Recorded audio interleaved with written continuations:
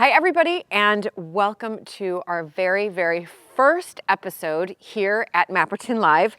Pippa has decided to join us as well. It's quite wonderful that we have Pippa here because Pippa wasn't here a year ago. Was Pippa not here a year ago? No, when things Pippa is only one. That's right, when things all changed for us. So we are a year on from lockdown, from when we first started lockdown. And when things really started to change here as far as what are we going to do now that visitors can't come, now that everything's been shut. This time a year ago, we had this crazy idea that because we couldn't have physical visitors, we'd start to try and do virtual visitors. So we went on live. Yes. Online. Right. And crossed our fingers. And some of you came, and watched these programs, mostly with Julie. I was behind the camera because we didn't have any help at that point. No, we weren't allowed. And we had my mum and you and my dad, and there were episodes like romping through the bedrooms and touring the church and all kinds of behind-the-scenes stuff. So you might have seen those, and some of you might not have, but you're going to see a lot more of those type of episodes and really kind of, as we like to call, backstage at Britain's finest manor house. So we want to just tell you a little bit about kind of in the beginning, when I first saw this place as the American, and kind of how I've been able to really take it on. I think I've take it on. It's quite a lot to take on. And projects that we're looking forward to doing in the future. Yeah, so this, as Julie says, this is the very first episode of Mapperton Live, and we're welcoming you all here today. The truth is, it's quite cold. So I thought we might want to go into the kitchen where it's a bit warmer and have a cup of tea. Yep, by the aga, which I didn't know anything about agas, by the way. No, not until I moved here. Now I love agas. Now I'm like, oh my gosh, how can you live without an aga in this house or in this country? It's definitely a lot warmer in here. Oh. And a lot warmer since we put the biomass heating system into the place. Yeah, he'll say a lot warmer. So here, come on, you can feel he'll say a lot warmer, but the American in me is still a little bit cold. So let's get by the aga. Right, so we're into the back of the house, coming through here. This is one bit we still haven't painted. It's already kind of garish yellow. Yeah, it is. But can we just focus on that since we are going through the back of the house? I love this. So this is the old bell system. Is that what you would call it? Yeah. And it still works. What? So somebody rings a bell from number 1 bedroom or the chapel room. Really? It still goes. There's unfortunately no butler bringing your tea up anymore. You could bring it up for me. He could bring me up the tea. Yeah, there you go. Or calling people for supper, you see. Yes, right. Instead of that, we now have the gong. It's true. That works really well. That gets the kids down. I think that was the bell system. So first it was the gong, then the bell system, and now it's just shouting, right? It's true. This is definitely warm. Okay, this is why I live in here because I love this aga. Well, the aga is about 50 years old, I think. And the amazing thing about agas is they haven't changed at all. So if you buy an aga today, there's almost nothing that is different about it. Right. And what I didn't know also about, the aga and it being on 24/7 is if you can look up above me, we've got some bed sheets hanging there because, which I at first was like, this is strange. Why am I walking into the kitchen and there's like a laundry line above me? But it makes sense now. Well, this house didn't have a tumble dryer until about 4 years ago. Everything was dried above. Every time you have a new generation taking over a historic house, they're going to come up with their own plans. Mm-hmm. And those plans are going to be based on things that they want to do. And I suppose critically things that tie in with their expertise and experience. Yeah. So I'd had another career working as an entrepreneur, running a film school, a production company, etc. You'd been helping me with that as well. But coming down here, I think we realized that there were really 3 things initially that we needed to do. Yeah, right when we took it over? The first was we wanted to get more visitors, so more people to come and see the house and gardens. The second was we wanted more weddings, because weddings have been an incredibly helpful way to build income to support all the costs that we have here. And the third linked to you. This is where I finally come in. Which was to get the place set up so that we could host yoga retreats. Exactly. So I think for me, coming in, as the American and really not knowing any of this history, marrying into this family and then not knowing any of this history and then taking on this big historic house, Britain's finest manor house, I really had to start to get my head around it, but I also felt like I wanted to make sure that something of me was involved in something of sort of here, the Montagu sandwich family. And that's where the yoga retreats came in. So we really did think about this, like, how can we have people come and stay here? And we thought yoga retreats, because it's not like when we come and have yoga retreats, there's huge parties here. So they would be very responsible, looking after the house, at the same time having a lovely time enjoying the house and gardens. But we had to take many of the bedrooms and upgrade them to the 21st century. Well, but it was more than that, wasn't it? I mean, there were all the bedrooms that we needed to make comfortable for people to come to stay. Many of the bedrooms didn't have bathrooms, and I think when people come to stay for a yoga retreat, they quite understand we need bathrooms. So we put in a lot of bathrooms. We put in a complete new hot and cold water system, which involved pulling up all the pipe work, which was an extraordinary amount of work, and really quite scary because of all the leaks that we had in the process. We're going to talk more about leaks because that's a bit of a recurring theme at Mapperton. There seems to be no end to those things. No. But along with that, we had to have a space where you can actually teach yoga. And it so happened that we've got this wonderful big stable block called the South Stable Block, which used to be quite a small tea room, but it's been a perfect, much bigger event space in which we can have weddings, yoga, events, everything. But going back to the things that we did, so we converted the South Stable Block. We put in new bedrooms and bathrooms here, but the other point was, this is a home. This is somewhere where we need to live, and we need to be able to have our children here. We need to be able to have friends. It needs to be comfortable and warm. And I think we also took a decision not to live full-time in the front of the house, because often that was going to be open to the public. And so we needed to make the back of the house comfy and a fun place to be. And we kicked off with the kitchen. So the kitchen is completely different, really, I think, to how it was before. We put in completely new cabinets. The Aga is exactly the same because that lasts forever.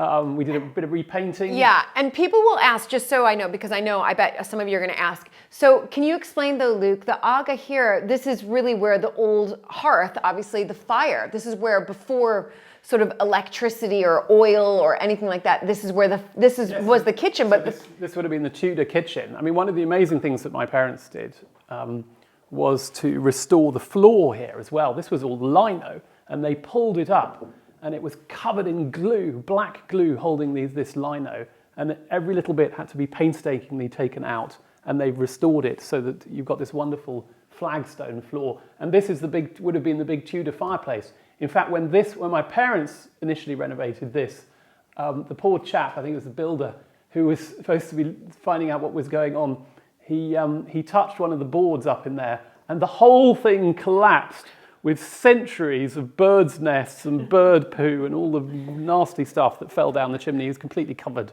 Oh dear. Luckily, that didn't happen to us. No. And in fact, there are lots of things that my parents did, which, thank heavens, we haven't had to do because of that. One thing, of course, that they continue to do is look after the gardens. And we're really grateful to my mum for doing that, because that's that's a huge, and she's been job. able. Both my in-laws, the Earl and Countess of Sandwich, have been really taken me under their wing, if you like, and have definitely helped me as far as up my knowledge in the Montagu family. But one of the things I think for me, is finding out about the historical figures of the Montagu family. There's so many of them. And yes, there's the famous one, the fourth Earl of Sandwich. Everybody knows he's the one that the sandwich was named after. But for me, personally, Alberta Sturgis, who was the ninth Countess of Sandwich, was an American. So she came over as an American heiress during the Gilded Age. And so during that period of 1870 and 1910, there was that Gilded Age. And she came over, married your great-grandfather, George, and and she also came from Chicago. So I've been a little bit obsessed about Alberta because she also saved every letter that she wrote to her family back in the States.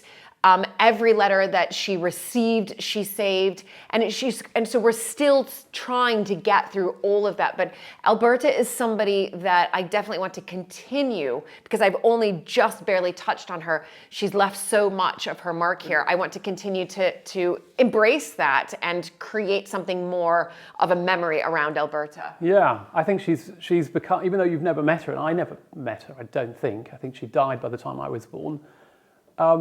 There are certain similarities. I mean, you both come from Chicago. You're both marrying into this rather odd, eccentric family. It's not all straightforward, is it? I mean, No. It's It's not. a lot of it is wonderful, but and some of the people are wonderful. And all of the people are wonderful. But there are things that are different. Yeah. So I think for me, being able to really embrace the history here, and I just want to show something that, because you know that I try to really embrace it and get my head around it and make sure that when I'm telling people the stories of the painting of the first Earl of Sandwich, that I don't mix it up with the painting of the fourth Earl of Sandwich. Easily done. It's very easily done, and who's who, and making sure that I say the right name, like it's Basil Montagu. And not Basil Montagu. Things like that, Boughton, okay? I'll get things like that wrong, but you know that I do love it. And so, and I think for an American, especially, seeing like the coat of arms and the crest everywhere is really, I get into it. You grew up with it, so it's not that big of a deal for you. But for me, I'm always like, look at this coat of arms. Look at this crest. This is amazing. So Luke, for my birthday this year, found this, and with the help of our cameraman behind the camera, found this, and I opened it up a month ago, and can you just explain, and I had tears in my eyes because I couldn't believe it. Explain. Well, it's the coat of arms. Well, it's an 18th century print of our coat of arms. So back then, there would have been lots of prints made of different families' coats of arms. This is actually the very finest one we've seen, because I don't know if you can see from the camera, but the colours are so vivid. And if you think of the 18th century printing process, I mean, they might even have, in some cases, they used to actually paint over the top. That's possibly what's happened here. But it has in it the Montagu family coat of arms, and you've got the lozenges, the three lozenges, which are the Montagu crest. And you've got the coronet on the top, which is the symbol. Well, you know this now. Yeah, I know this now. So there's 5 balls, which is a symbol of an earl. So I know that. And then, interestingly, you've got our our motto, our family motto, which I've always thought is particularly apt. Can you say it in Latin first? He's really good at that. Post tot naufragia portum, which translated means after so many shipwrecks, port. And of course, that's particularly poignant for the very first Earl of Sandwich, who died in a terrible shipwreck when his boat was set fire in the Anglo-Dutch Wars, the Battle of Solebay in 1672, because of course he didn't reach port after his shipwreck. And then later, members of the family, particularly the fourth Earl, have all had associations with the Navy and the sea and exploration and Captain Cook.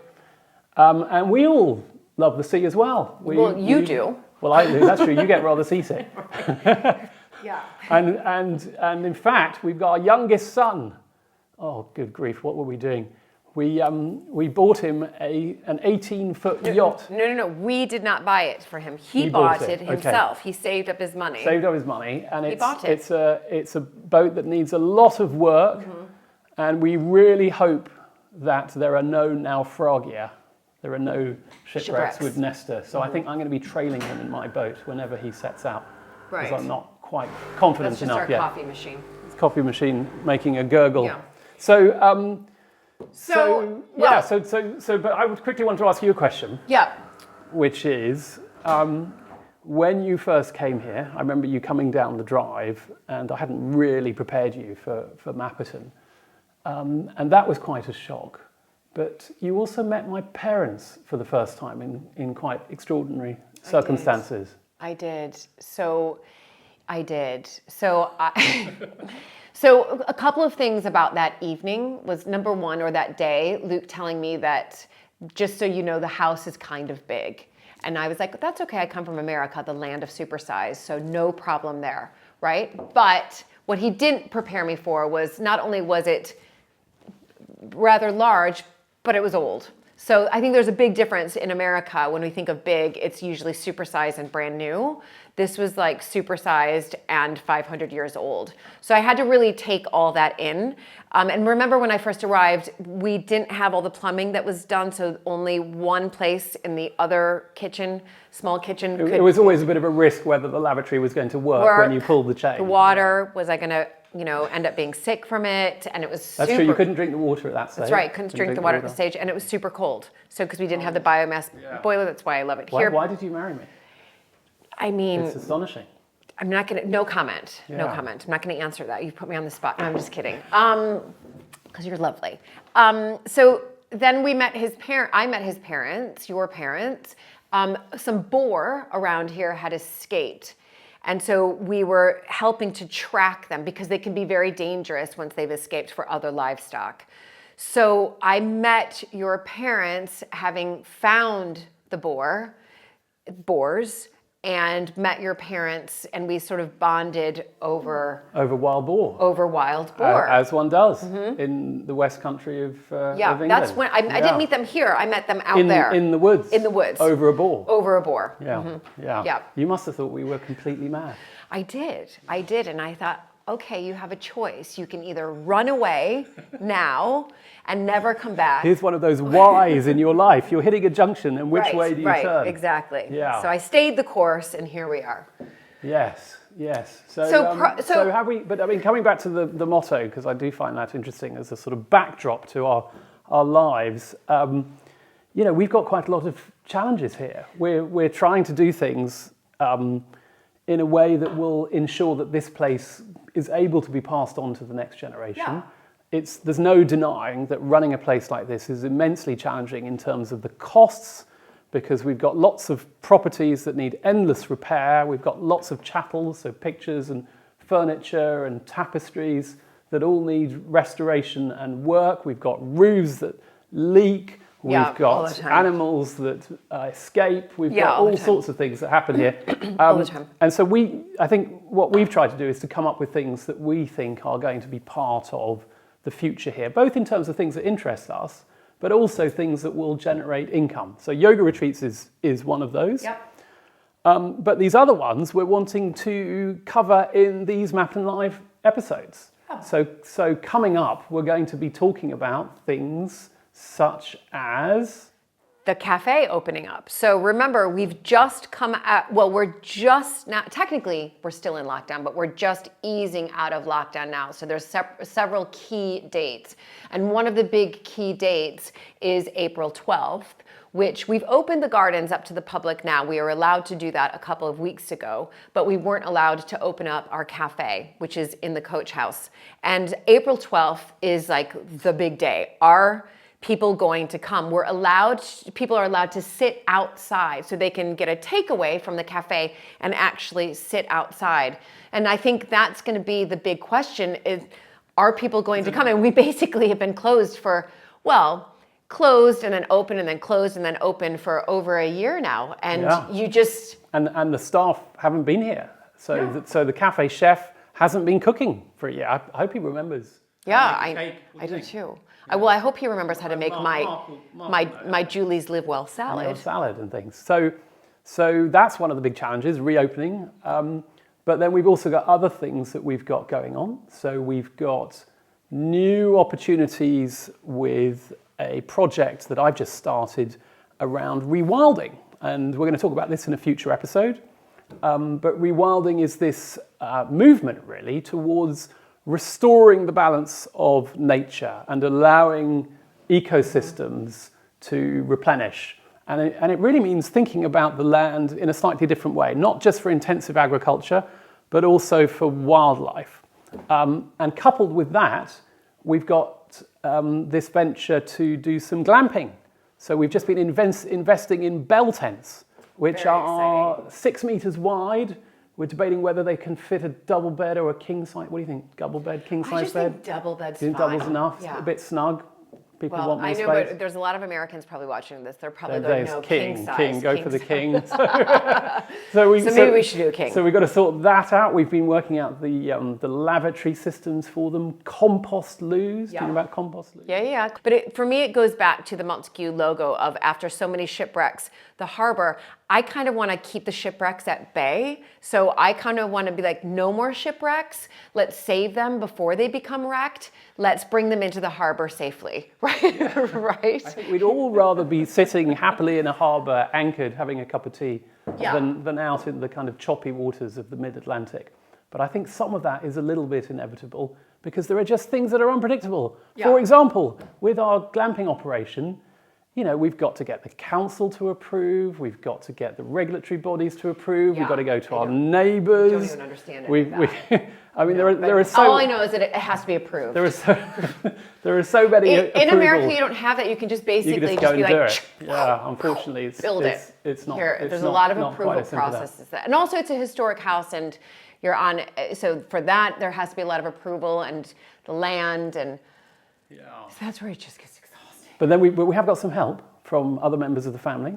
Yes. So we've got my parents, Earl and Countess of Sandwich, are going to be doing some tours as part of Mapperton Live. So they're going to be doing much more in-depth tours, really looking at individual pictures and items in the different rooms, things that they feel really passionate about. But Nestor as well. So our 14-year-old son Nestor is going to be doing a series on Mapperton Live called Mapperton Safari, where he's going to introduce you to all of the furry beasts that we have. And the creepy crawly ones And the creepy crawlies. So starting off looking at ones around Mapperton and then going out onto the estate to find slightly more exotic animals. Exactly. And I've even heard that there are white-tailed eagles flying over the estate now. So maybe he can spot one of those. That would be exciting.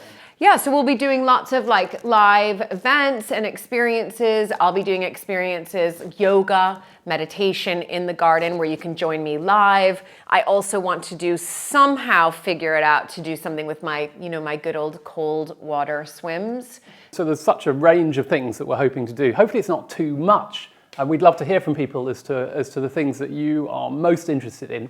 But obviously we'll be having weekly content coming out. Mm-hmm. One of the other things that we're going to do is to go and visit some of our neighbours in other local historic houses and see how they are running things, because everybody's got their own particular way. Anyway, so this was our first episode here for Mapperton Live, just to give you an update on all that we will be offering to every single one of you here. And we just want to say thank you so much for your support, for your generosity, and of course, for joining us on this, what we really feel is an incredible journey. And it wouldn't be near as much fun without having you all with us. And hopefully not too many shipwrecks.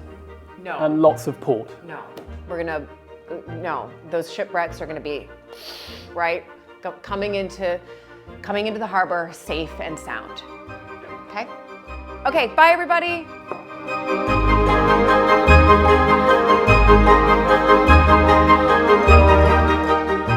I can't see a single car. No. I can't either. Where on earth is everybody? Well, let's hope that they come out when the cafe opens up.